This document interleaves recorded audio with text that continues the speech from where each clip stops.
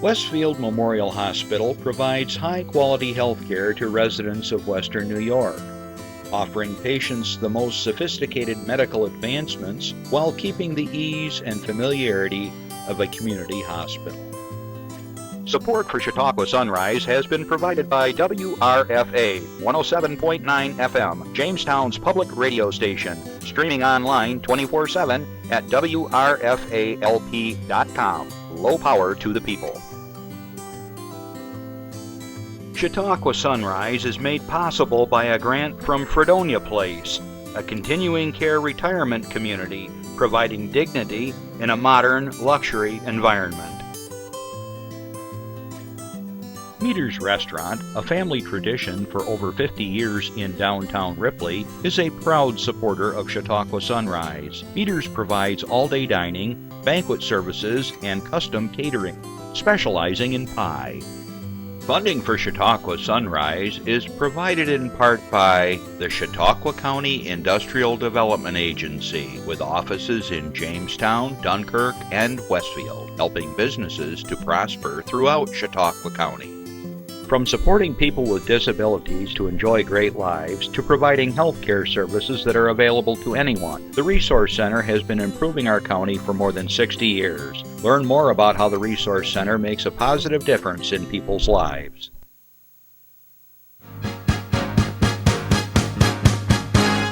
From the Access Chautauqua Studios in Mayville, it's Chautauqua Sunrise.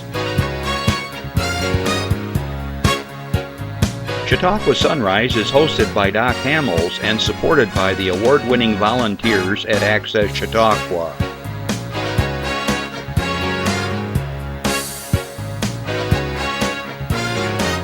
We are here to share local news, colorful interviews, and events of interest to everyone. Chautauqua Sunrise is broadcast live Saturday mornings each week from 9 to 10 a.m. Send events via email or call us live. Check us out on YouTube and Facebook. And now, from the Access Chautauqua Studios, it's Chautauqua Sunrise. Good morning, everybody. I just realized I was on camera. Well, here we are. Happy New Year, everybody. So far, so good, huh? Well, I'm glad to be here, and good morning to everybody around the world. We're streaming live, and hopefully you are all doing well out there. This COVID is like, I feel like the walls are caving in every which way around us. That vaccine can't come soon enough for me. But anyways, I hope you're staying safe, and the mask wearing and the hand washing and that sanitizing is still our best defense these days, so hang in there. All right, hope you all had a nice Christmas. We were talking about that earlier. It was kind of a crazy Christmas around our house with the weather and everything else, and instead of having Christmas morning with our immediate family, we had a Christmas Eve because of the weather. And then I did something I had never done before in 338 shows. I canceled. We did a rerun last week, and the weather was horrendous on the ridge. We had almost 2 feet of snow when all was said and done. And but anyways, I hope you enjoyed the rerun of the Infinity show. It was fabulous. I know that when Mr. Siggins got done playing his 3 different brass instruments there, I was almost speechless. I was moved, very moved by that. And I showed that video to a few other people, and they were really moved as well. So just good stuff here in Chautauqua County, and that's what this show is all about. And today's show is really along the same lines. It's talking about the good stuff that we all have here and enjoy in Chautauqua County.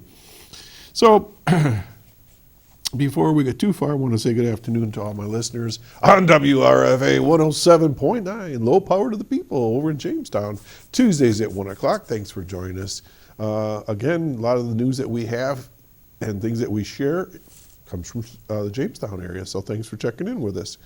If you missed the show and you're just listening but you want to actually watch it, you can watch us on Spectrum 1301 at 2 and 8 every day throughout the week, right here on Access Chautauqua 1301. If you have an announcement, something you want to share, you have a question for myself or my guest, you can give us a call at 716 753-5225. Okay? Don't be shy. We love to hear from you. And as always, it's free of charge. If you are reluctant to talk to me live on the air, that's okay.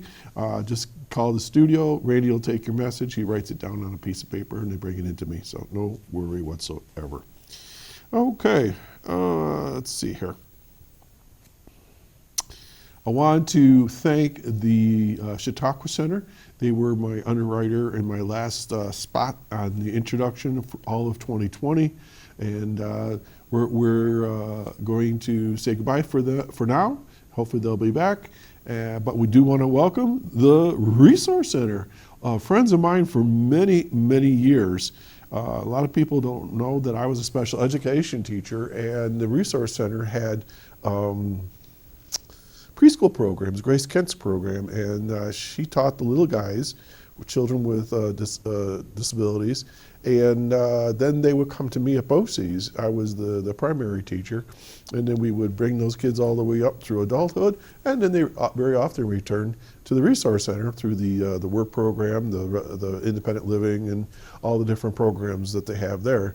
So anyways, Steve Watterson, thanks for joining us with your company there, your agency. Steve's going to be on the show later on. He's been on here a number of times over the years to talk about the good work that the Resource Center does.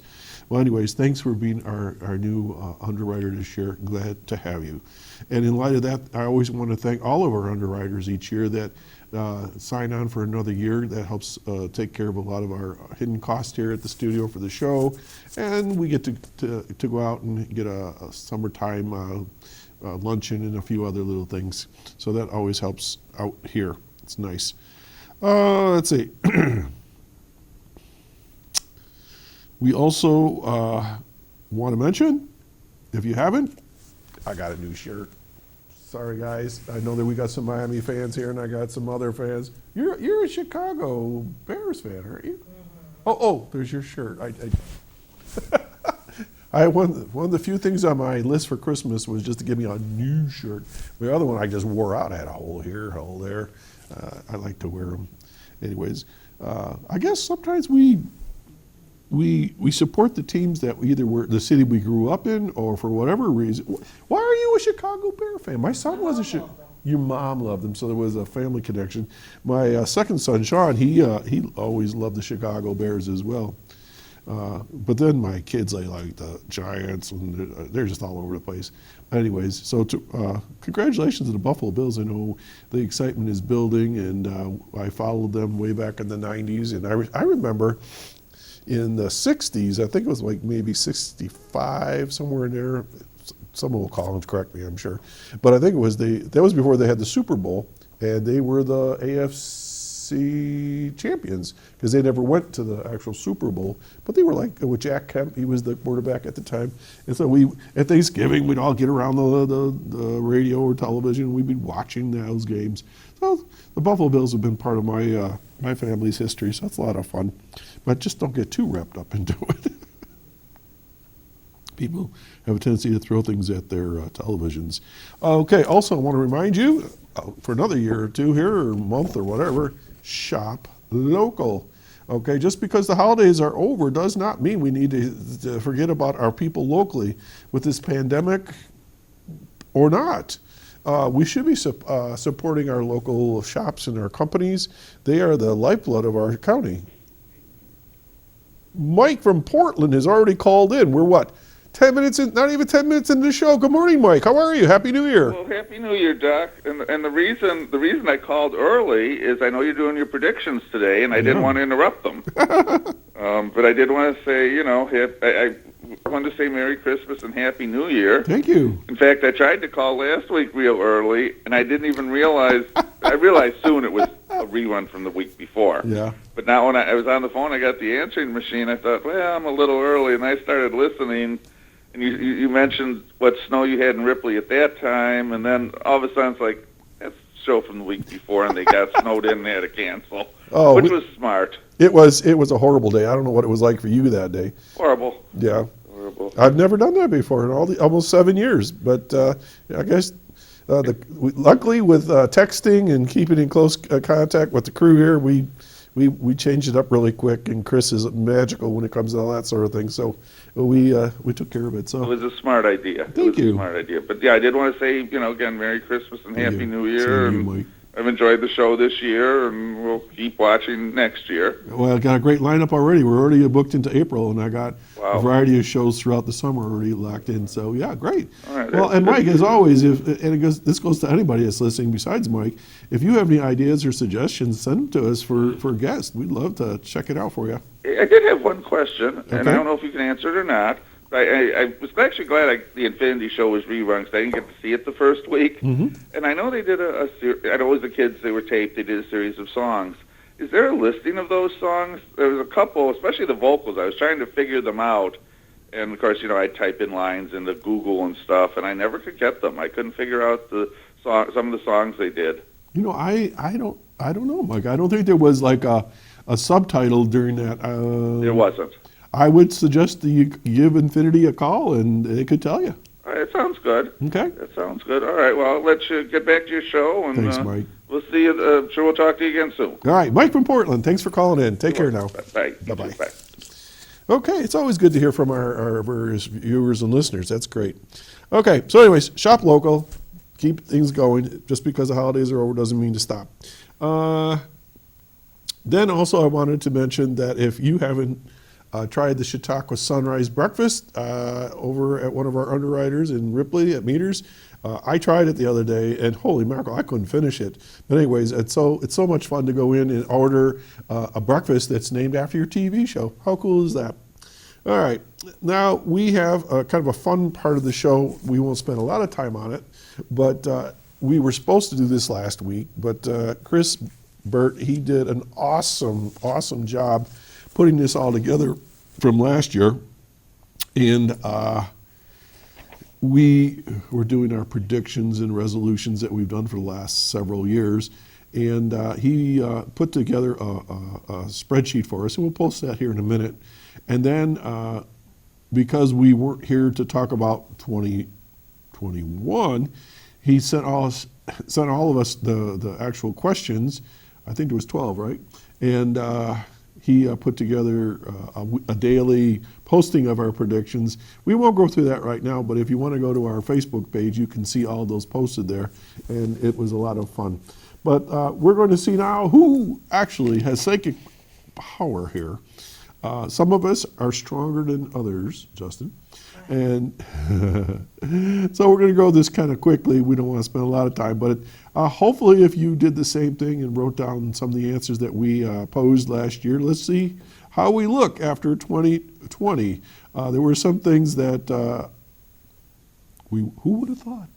So let's see. So let's get that up on the board, and I'll just kind of read through it for you because it is a little bit small. All right, so it says here, do you agree or disagree with the psychic? So here's our 2020 results. And then going across, you have each one of us and our answers, and then the final, what actually is true. Okay, Democrats will nominate either Warren or Bloomberg, and there were some of us that agreed, and as we all know, none of us were right. Well, actually, no. Chris and Justin actually disagreed with that because Biden actually got the nomination. It says Trump. The next one is Trump will be elected but won't finish second term. Well, that didn't work out quite the way he hoped. Biden got elected, as far as we know. It did. It seems to be up in the air every minute. Gold will hit $16.50 an ounce, and it actually went over that. So 3 of us said yes, 2 said no. The Burt brothers said no. It actually hit 1889. So we had a good one. Heat wave in New York City this summer will cause an electrical shutdown. No, it didn't happen. I thought it might because we have been having a lot of problems with the grid. I thought I had this. No, I got this one right. Greta Thunberg will receive the Nobel Peace Prize. The World Food Program actually got it. Randy was the only one that got that wrong. Peace treaty signed in Middle East. I mean, that's sadly one of those ones you can almost bet on, but no, it didn't happen. Trump will invite Kim Jong-un to Mar-a-Lago. Nope, that didn't happen either. Justin, you thought that was going to happen. Did you have a like insider feeling on that? No, just a gut, maybe. The Irishman will win the Best Picture at the Academy Awards. Well, I agreed with that because I'm part Irish, but Parasite won. Mobile phones will have universal translation. Well, everybody agreed to that except Chris. Chris must have thought something, but I guess we threw that question out because some phones do and some phones don't. So I guess it's happening. Probably in another year or two, everybody will have that. I wonder if it'll help me with my wife. If I talk to her, it'll translate what I'm trying to say. Some days. I feel like I'm talking a different language. It's not her fault, it's mine. Japan, of course. Japan to complete building a robotic lunar outpost. I thought it would happen because they've been moving along, but no, it did not happen. Oh, Broncos or Chargers to sign Brady. Who cares? We all disagreed, and he actually went with the Buccaneers. So everybody got that one right. The Houston Astros to win the World Series. I got that one right. The Dodgers won. Find treasure at Oak Island. No. As far as we know, I guess it depends on how you define treasure, but it's really not the treasure they're looking for, like the Ark of the Covenant and all that stuff. Maybe this year. And finally, the Super Bowl winner in 2020. I said the Ravens, Jeff said the Ravens, Randy said the Vikings, Justin said the Dolphins. Dolphins, that was last year. And then Chris said the Patriots, well, the Chiefs won, the KC. And so the final tally was I got 9 out of 14, Jeff got 8, Randy got 6, Justin didn't get hardly any, and Chris was our big psychic winner with 10. So congratulations, Chris. I hope you all enjoyed our little predictions, and like I said, if you want to see what our predictions are for this coming year, you can check it out on our Facebook page. All right, let's go through some announcements real quick, and then we're going to get to my guest who's patiently waiting here in the sidelines here. All right, starting with slide 15. This is a moving and address change, and we're just going to share it probably one more time here. From Prevention Works, they say, we moved our offices. Both Jamestown and Dunkirk have moved into their new offices. In Jamestown, they're over at the Phoenix Rising Wellness Studio, 509 North Main Street in Jamestown. And their phone number is 664-3608. In Dunkirk, Prevention Works is now in the Resource Center. We just mentioned the Resource Center. Over there at 186 Lakeshore Drive West in Dunkirk. And the number there is 366-4623. So again, they've moved their offices. Looks like the phone numbers are basically the same, but the physical location is different. Now, this is an announcement from Jamestown here. Online tax bill payment. That's a good idea, especially with COVID going on. You know, we're inventing all kinds of new services, aren't we, because of this, and maybe it's going to help. All right, let's see what it says here. This is slide 16. The city of Jamestown has unveiled a new way for taxpayers to pay property taxes in 2021. Property owners may go online to pay taxes in addition to paying in person at the municipal building or mailing in tax payments. The city has agreement with Municipay, which allows for the third-party processing of credit card and e-check payments. The service comes at no cost to the city. Mayor Eddie Sundquist says, we wanted to give a contactless way during the pandemic for property owners to pay their tax bill. Also, many people prefer the convenience of being able to pay online, and we wanted to expand city services to reach that population. He also says, I'm proud of our comptroller, treasurer, assessor, and IT staff for working together to prepare this new service in time for the 2021 property billing, tax billing. City Clerk Treasurer Jennifer Williams says the following: we are always looking for ways to improve service for customers, and this online tax bill is hopefully the first of many steps forward in this goal. The online payment option has a flat $1.50 fee for e-check payments, or if you're using a credit card, a 2.65% convenience fee. Property owners may pay online by visiting Jamestown NY, so that'd be like Jamestown, New York, all one word, .gov/pay, and clicking Make a Payment Online button.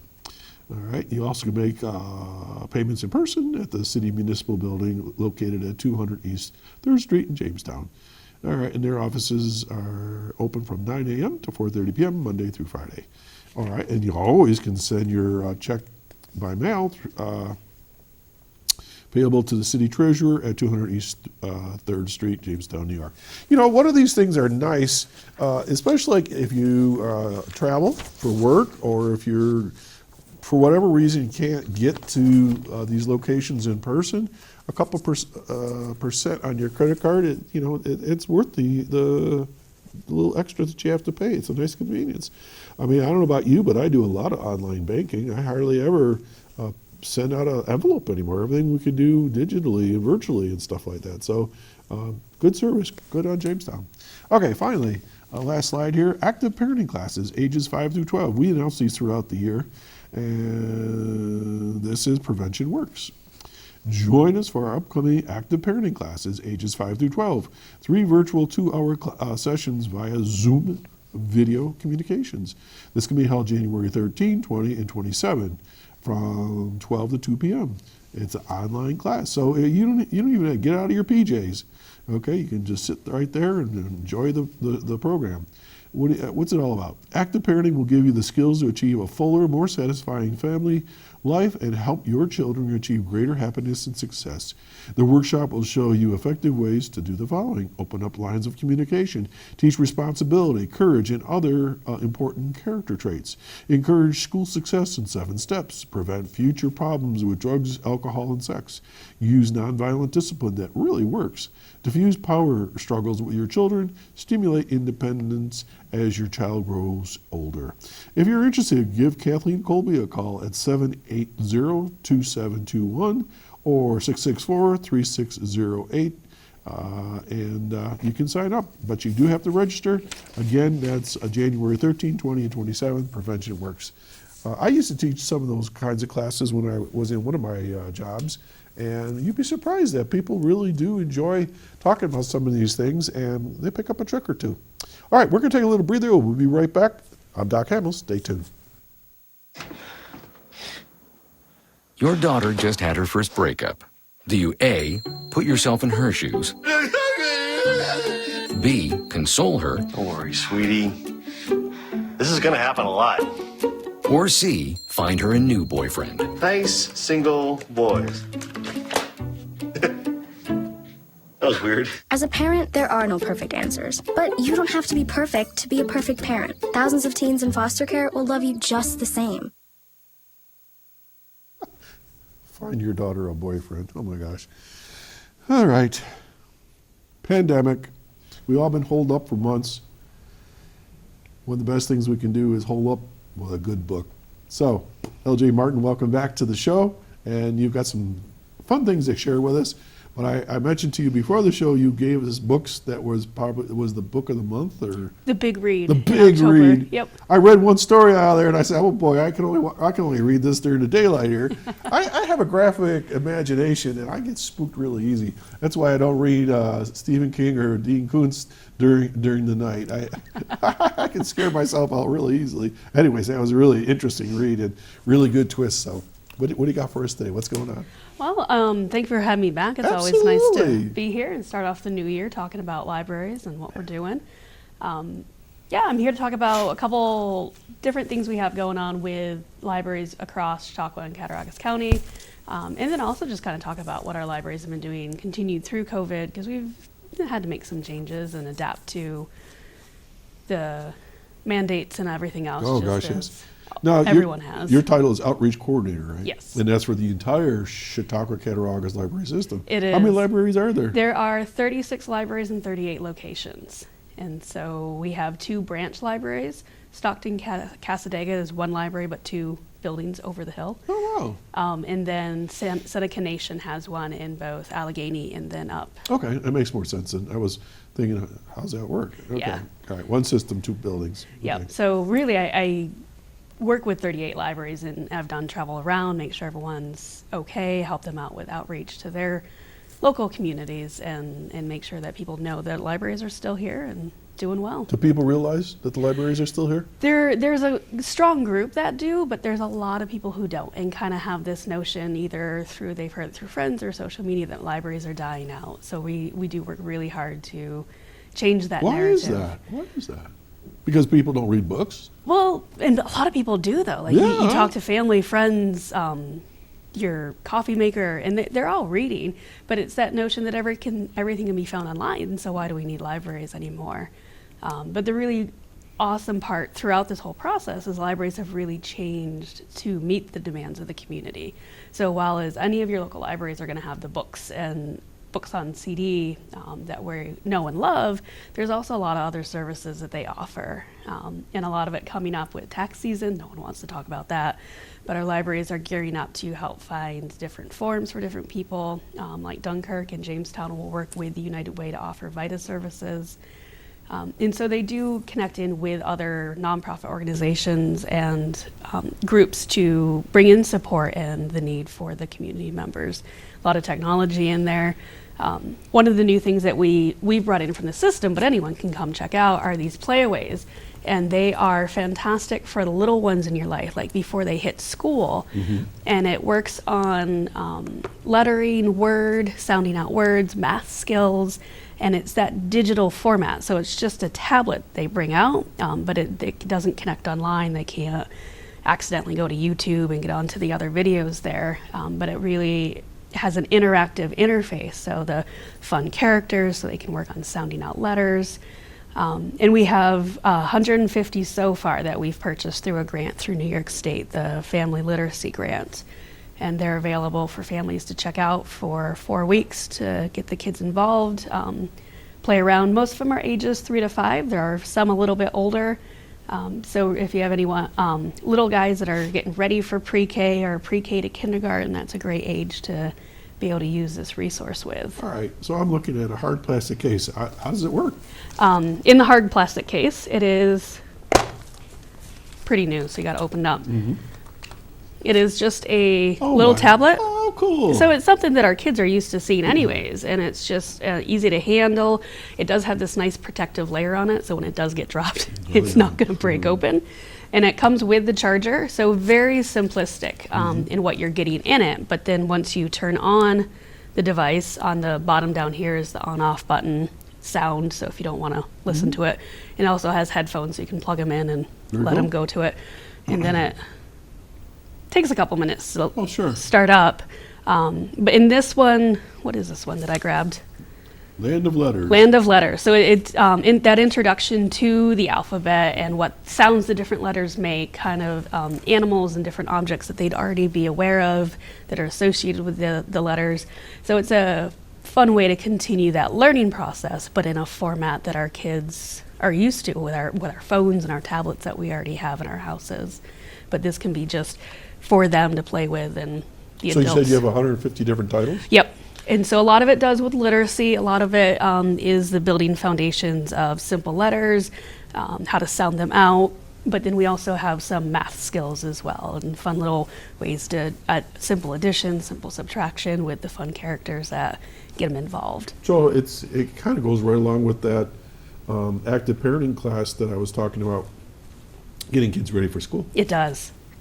And that's a huge part of what our libraries are really aimed towards, the literacy part of getting ready for school. Mm-hmm. Quite a few of our libraries throughout the county participate in 100 books before kindergarten. And so there's a little packet that families can go in and get, and you read to them, have them engage in the pictures, and you can kind of keep track of how many books they read. And the idea is to take out books from the library, but anything you get for Christmas from family books or any format of reading. And really just have parents engage and family members engage in reading to kids and that joy of reading before they even start school. I'm sitting here and I'm thinking, excuse me, it's 2021, and I know there are households that still don't have internet, that still don't have access to things that I have right on my own phone. This would be wonderful for kids that really don't have opportunity. It is. It doesn't connect to the internet to be able to use, so you don't need that connectivity. Comes with its own adapter to plug in. And that's where libraries we're really starting to see collectively, not just in Western New York, but across New York State and across the nation, is how to fill part of that gap of families that don't have that connectivity or resources. Okay, so folks that are watching right now might have a daughter, a son that's that age group, or a grandparent. So how do they? There's only 150 of these cases, or there's 150 titles. I mean, how's that work? Cases and titles right now. We are working to get more, but if you're interested, just go into your local library. You can call, pop in during open hours, of course, and then they'll be able to look into the catalog and see what titles are available. And these are called what again? Playaways. Playaway. Yep, Playaway, Launchpad. Either one. Your local library will know what we're talking about here. And they are at the system headquarters, which is my office right now. And so once the request is put in, myself or someone from our team will get it into the delivery system, because we have 2 trucks that go around the counties every day to make deliveries. And then that'll be brought to your local library. You'll get a phone call that the Launchpad is in, Playaway is ready to go. Come in, check it out, and you're good to go. 4 weeks, you said, right? Yep. I don't think that most people realize that there's like a, I don't know what the word is I want to call it, treasure chest, treasure trove a good word. of materials that sit with you, and they don't necessarily sit locally. Yes. But it's all in the same club, all the same group. Everybody can share that. And you know, when you go into our local libraries, they're old, they're classic, and we see all the old reference books and all the old whatever books, and they think, oh, you know, this there's nothing here for me. Why would I come here? And that can't be farther from the truth, because yeah, you have your classics, because that's the mode of communication 100 years ago. But we keep those. We still treasure those because people still like to look at those things or use them.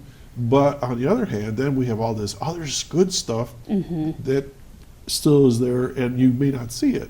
And that's the hard bit, because like you said, you walk into your local library and it's not a big space. Like Ripley, I know, is a smaller library. Asheville Library used to be a home, and it's just 2 stories. Yeah. So there's not a lot of room for material, especially something like this. But that's the beauty of our delivery system, and that's what I think our 2021 goal of the system is, to really start promoting the interchange of resources, that treasure trove, as you said, that you have access to all these things as long as you have an up-to-date library card, and we'll help you with that if it's not up to date, or if you don't have one. It's an easy process to get into the system and then start requesting and receiving the material. We have 3 drivers that work endlessly throughout the week. They do the runs. They start at 4:30, 5:30 in the morning. Get into their trucks, snow, rain, ice, it doesn't matter. They're out there delivering the bags from one library to another. And anything you request comes back to the system, so we quarantine. So it does take a little bit longer right now, but we have to be safe and keep everyone healthy. You must have a pretty large database and computer system to track all this, don't you? We do. We have one system that all the libraries use, and then that's the system that we talk to at our side to see who wants what library it's going to. And then we have Jackie, who's our personnel, who gets the bags every day and then unpacks them, puts them on the shelf for the library that the books are going to, or DVDs or launch pads. And then out they go the next delivery cycle. So each library will hit 2 deliveries a week. So our drivers are really busy every day getting the material out. I guess. One of our smaller runs, the red run, we have everything color-coded back there. On a slow day, we'll see over 600 items come through. On a slow day? On a slow day. The busy days we haven't quite counted yet because we're too busy trying to get everything out the door. Don't count. Move it. There's a question I have, and it has to do with the difference between a public library and a free library. The name. The name? Yep. There are subtle differences that goes more for the policies or paperwork that needs to be filed to the state, whether you're a public library or a free library or in a library district, like a school district. And so a lot of that's the back end that the director has to take care of. And mostly it's to the reporting to the state and what you Gotcha. have to report. Okay, but it's still the same library system. Yep. Okay, okay. Very, very interesting. So you brought a screenshot of something. I did. So another thing that we kind of do just for fun is we offer a reading challenge to everyone. So anyone who's watching or in the future that's watching and your New Year's resolution is to read more books, we have you covered at the library. So if we want to bring up the screenshot, this is the 2021 reading challenge. It is available on our website too, so you don't have to mark all these down. Some of them have to deal with trying to get more people into the library resources, like number one, read a book or listen on the Libby app, which is a free app that connects to our online database of ebooks and audiobooks through your library card. And then number 12, a book that's recommended by your librarian. So if you have a library friend, or just kind of pop in and see what your librarians are reading and what they would recommend to you. And then some of the other books are just kind of what we know other people are reading, other challenges are out there, trying to encourage more Native authors because we have a lot of good local talent. So number 3, True Crime by a Native author. Everyone loves a good picture book, so pick up a new one or an old-time favorite. And so just kind of a fun way to get people back into reading or to challenge them to expand their reading repertoire per se. Because I know in my family it's true crime a lot, and so try to encourage to read other material than just true crime. When you say number 3, True Crime by a Native author, when you say Native, are we talking First Nation or are we talking local writers? It could be either. And Oh, so okay. we leave it kind of open-ended on purpose. I have friends, because I push this out on my private social media, and I have friends around the world that'll do this. And so we leave it open-ended for that purpose. Because I never quite heard that term. Because I've probably had at least a dozen local writers here, and I was wondering if that would fit the bill there. Oh, yeah. And then that one was actually taken by the Native American Library Association. It's a nationwide group, and they have their own reading challenge. So if you're looking to really challenge yourself, it's 25 books on that one.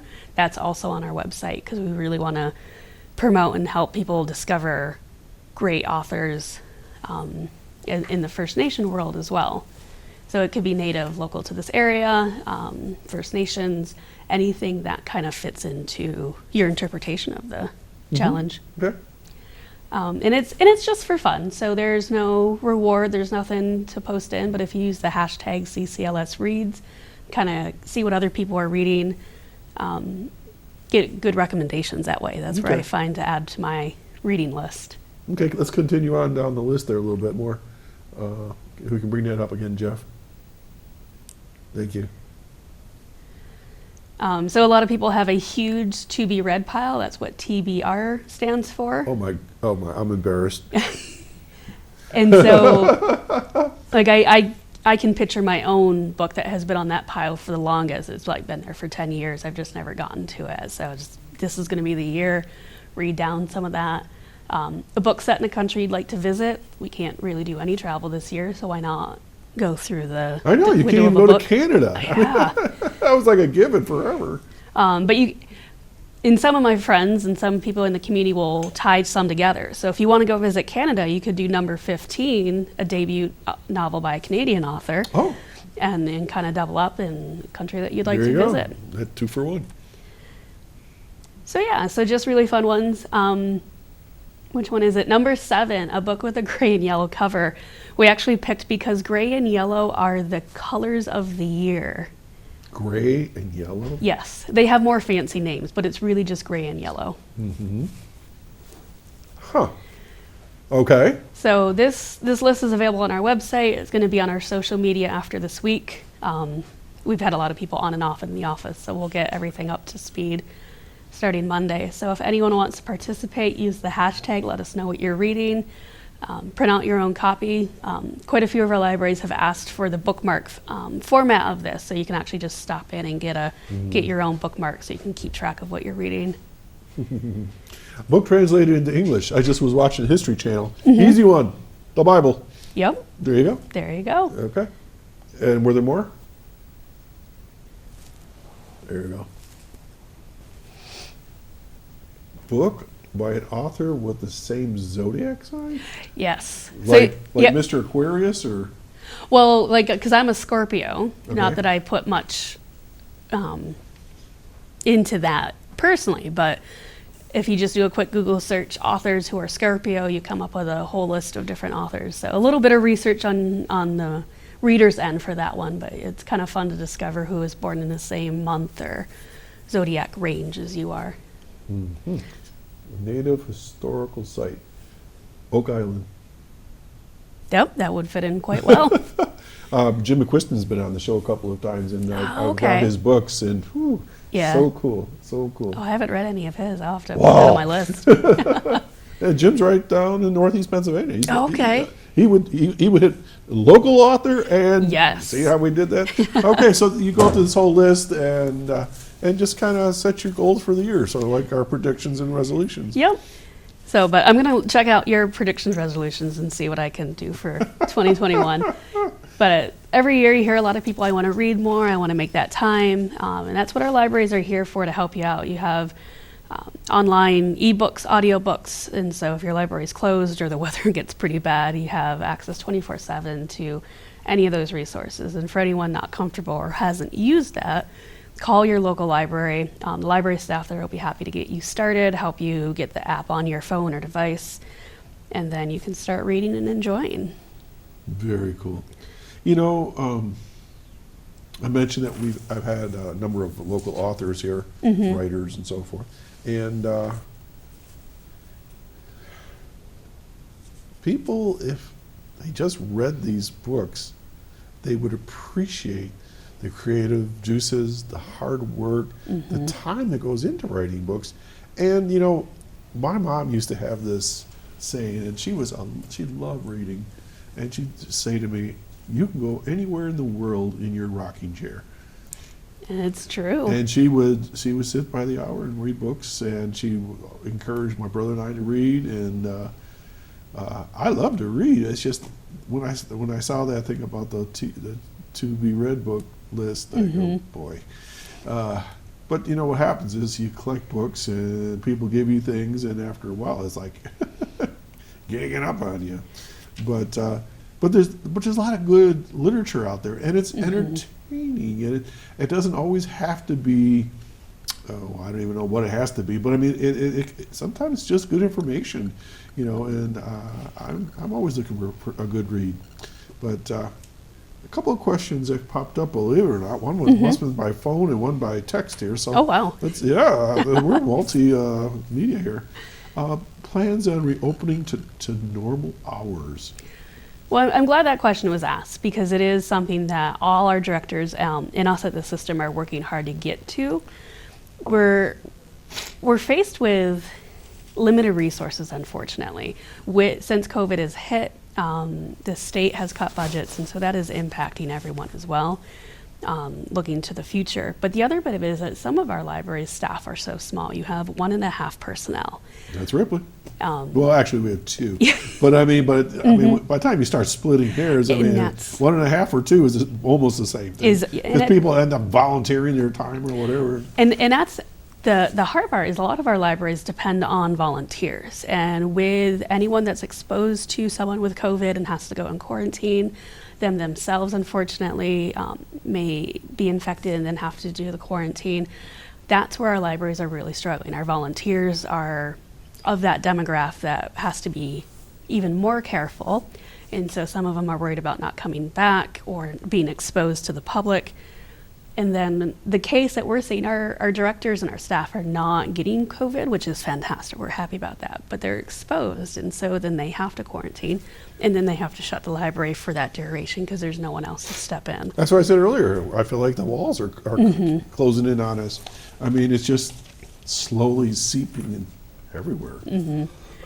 So I know our libraries are chomping at the bits to get open to their Absolutely. hours before this all hit, and some of them are very close to. Like I know Jamestown has extended 8:30 to 6, so not quite the full duration, but they're getting closer. Some of them really depend on the volunteers who they can get in. Asheville is in that category because they just have a director and all volunteers, and then other of that 1.5, so one person really. And if either of that personnel is exposed, and you have to work on that.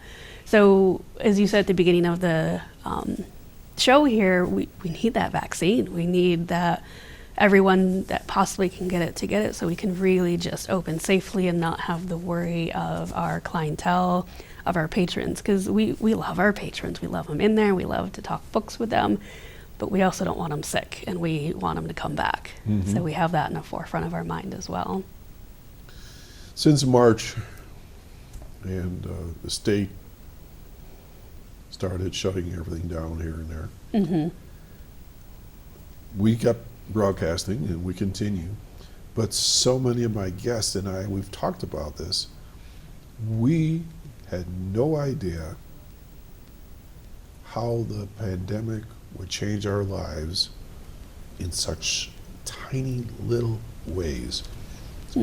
Just like I'm sitting here and I'm thinking, like, 1.5 staff, one person gets exposed, they're done. There's no backup team. There's no practice squad. Nope. And how fragile our systems are. And that's the unfortunate. We've always known they're fragile, especially in the library world. But this has just really highlighted how fragile and how much we have to fight to keep what we have. So another thing that'll be coming up in the end of January, beginning of February, is really a campaign to rate legislators about the importance of libraries and what they do for the community. So that will be coming up on our website as well. So if you miss your library, love your library, make sure to let your legislators know, senators, that these are needed. These are needed staples in our community, especially the places that don't have anything else. Will you be sure to send me that? So Yes. we'll share that. Yep. We have a phone call again. All Another right. phone call. We're ahead of game. Good morning, caller. Good morning. This is Linda Spalding. Happy New Year. Well, Happy New Year. I bet you're surprised to hear from me. I was going to say Linda Spalding. That's a name just familiar. Well, I'm a loose cannon now. They better people better watch out. You finally got decided to move on to something else, huh? Yeah, I am, and I'll be giving you the new information for the. I need to explain that the senior employment program is being moved to the Goodwill of Western New York, out of Buffalo. But they're coming down here, and the contact people are Randy and Denise. Randy and Denise out of the Goodwill. Okay. So they're going to be, and they're coming here to work with people. That all of our participants do not have to worry. Letters have been sent out. They're on their. Hopefully, they'll be able to come on your show, or at least call via telephone when things are a little more established and the loose ends are, all completed. Okay, wonderful. All right, well, keep us posted on that, Linda, because we want to make sure that people still participate and know that that service is available here in Chautauqua County. Yes, and I am referring people to them, and I intend to help out, to help them. Of course you are. Yeah, You can't let go yet. No. Well, no, I'm very committed to this idea. Absolutely. Of working, because I think it's so important for your health, for one thing. People who work are really much happier and healthier. But I do want to mention how much I love the library system in Chautauqua, Cattaraugus County. I'm a big supporter of all of your libraries, and I do want to write letters to our elected officials. Wonderful. Supporting the idea of library. We need our libraries. They're wonderful. Excellent. Linda, Thank you. what's your go-to library? Well, I go to a lot of libraries, and of course with Ducky Genealogy, we traveled all over Case Western Reserve. But I go to the Chautauqua Library. I try to get there at least once a week. Oh, nice. And I go to the Maysville Library and the Westfield Patterson. And you have a great library in Brockton. Mm-hmm. Oh, they Ira. do. That's a cool little library. They Yeah. do wonderful things. We had computer training there. They're unbelievable, the things that they do there with our seniors and people for computer training and writing records. But the libraries are all wonderful. Oh, Okay. thank Favorite you. spot. All right. Well, did you have a nice New Year and Christmas? I did. It was very slippery. Woo, it was. Yeah, and I can understand why you didn't come in last Saturday. Everybody's making me feel better on my decision today. Thank you. Yeah, I put the show on. I thought, oh, gee, this is from last week. But it was a great show. Wasn't it? It was so appropriate because it was all about Christmas. Yeah. Christmas carols and caroling and all of that. Mm-hmm. So. We're going to save that for next year if we can't make it in. Okay. Well, then, thanks for calling in. Do keep us updated, okay? Oh, yeah, I will. All right. Happy New Year. Talk to you soon. Happy New Year to you. Okay. Thanks. Bye-bye. Bye-bye. Okay. So, when Lynn said that she travels to these different libraries, I can't wait for the general community to be able to come into the Ripley Library. Oh, that's going to be great. I'm on the library board there, and that's why I enjoy talking with you about these things, is that it's a former Baptist church, and it was built in 1893. I know this because I'm the town historian, and I'm everywhere. And they had dropped the ceiling from what it was originally. Now, you've seen it since, right? I saw after the ceiling. Where it's changed out. Yep. So imagine a house with a drop ceiling with that, fiberboard and things like that. So the ceiling might have been all of my 9 feet. Well, that all got eliminated. And then when we walked into the room, you now look up and, gosh, it's got to be 30 feet or something like that. At least. And now the room is spectacular. It's unbelievable. And it's insulated. It's got drywall. I guess they're going to be painting pretty soon, so Okay. everybody's chomping at the bit to I get the bet. books and things redone, and there's going to be a mezzanine. It's going to be really, really nice. But anyways, people often say, well, why are you going to spend all that money on that? Because we need community centers. We need places that people to congregate, people to talk about whatever, or just to go on a rainy day, sit down, pull out a book, and relax, and have a cat go by your feet once in a while. Do all the libraries have cats? Not all of them. I think there's only 2. Asheville and Ripley are the ones that I know of. Yeah.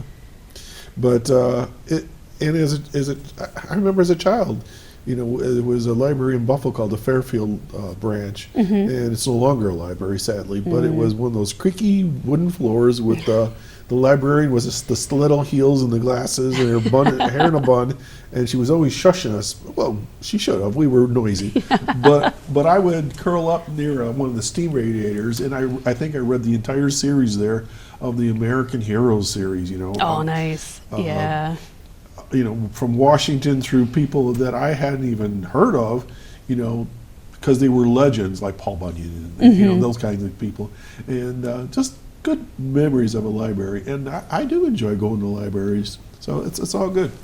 Okay, then we got another question that came up. All right. This one's kind of a tricky one in that. Okay, so how much did that thing cost? That product there? That I don't know right off the top of my head. Ballpark, a couple hundred bucks? Yeah, a couple, $250 probably. Okay, so the question was, and I understand where they're going with it. They wanted to have everybody to have all of them, but they were saying, does it make sense to have somebody take a $250 item and transport it all over the place, rather than just everybody have their own? But that's not the real world, right? And that's just it. It's not the real world, because a lot of the budgets that our smaller libraries have would not allow for something like this, because they're looking at popular fiction that their community is requesting and want in order to keep people coming through that door and checking out material, or they're updating their computers so they continue to have computer classes and different things. So when the system is able to get a grant from the state to be able to offer this, it's one step towards getting these resources out. In an ideal world, everyone would have their own.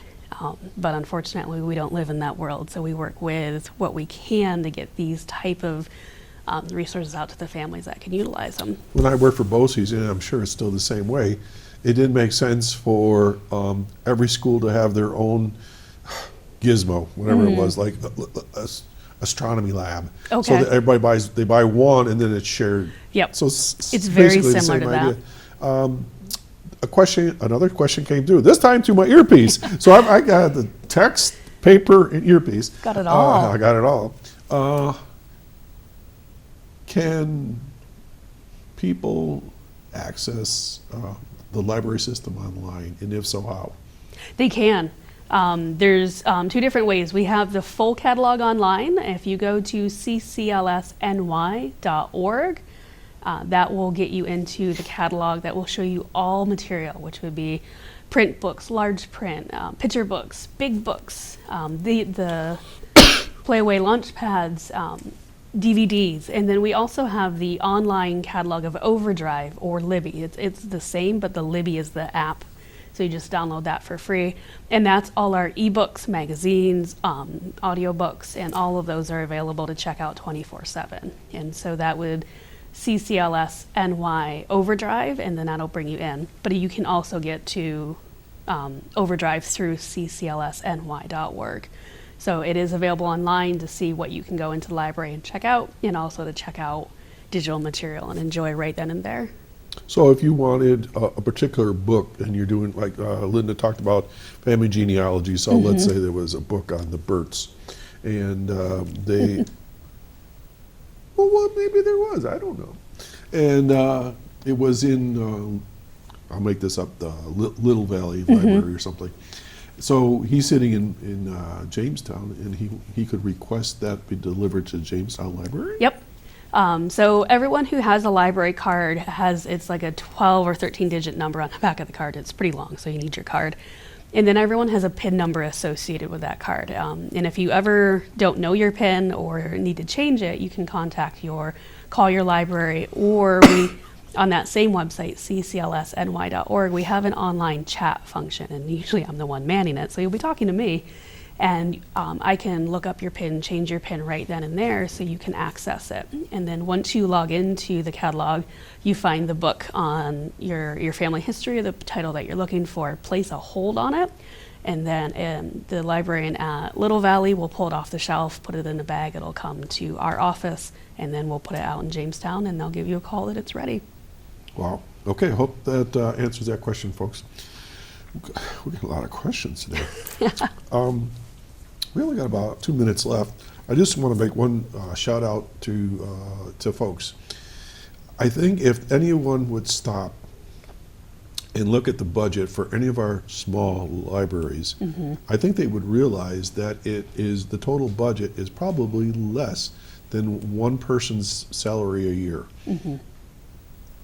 I know that seems hard to believe, but I mean, I know that the budget for the Ripley Library, now when I say salary, I'm including fringe benefits, Social Security, all the everything that goes into somebody's salary, and it's not a lot of money. No. And so they're dependent on grants and donations, and when there's those baked good sales, and get out there and support.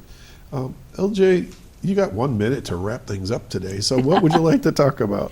To wrap up, just make sure you get out and get into your library. If you haven't been there in a while, now's a great time. I know it's kind of an odd time because you can't go in and sit down and just really enjoy a book due to COVID regulations. I was going to bring in different pictures we had talked about to do a tour, and that's partly due to COVID because our libraries have had to make changes. A future show. It is. But they've had to make changes and adapt to space, and so I didn't want to promote something that no Ripley's longer. all in this little area. But they are doing tons and tons of changes, changing the structure, making changes to services, still doing curbside. If it's a service that isn't already being offered at your library, ask about it. Most of our directors have the intent that if we don't offer it already, let's figure out if we can offer it. If not, we'll put you in touch with someone who does. Okay. So your library is a great resource, and let's get the popularity up of libraries are still pertinent and pretty awesome. They've been around thousands of years, and we find them sacred ground, and they just like the repository of our history. They in are. many cases, whether it's comedy or scary stuff, whatever. So, especially that one book you gave me. Folks, you've been watching Chautauqua Sunrise. I'm Doc Hamels, back in the flesh, trying to get rid of this head cold. Thanks for watching and listening. LJ Martin has been our guest today, and I hope that she inspired you to get out there and read, and or stay at home and read, wherever you read. Share books, give away books, dust off that pile like I'm going to, and get reading. We'll see you all again next week. We got a great lineup for the 2021 season. So stay safe, be careful with this icy weather, and go Bills!